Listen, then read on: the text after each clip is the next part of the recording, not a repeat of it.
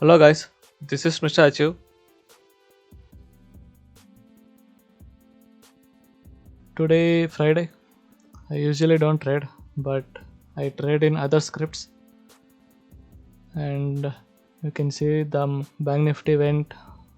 Bank Nifty was very volatile and it went sideways. But today date is 12 and it's 11:40.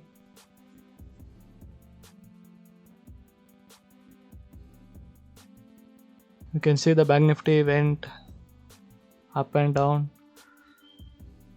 but I took trade in other script and made a profit of 6k, and that's all for the day guys, and I close my trade.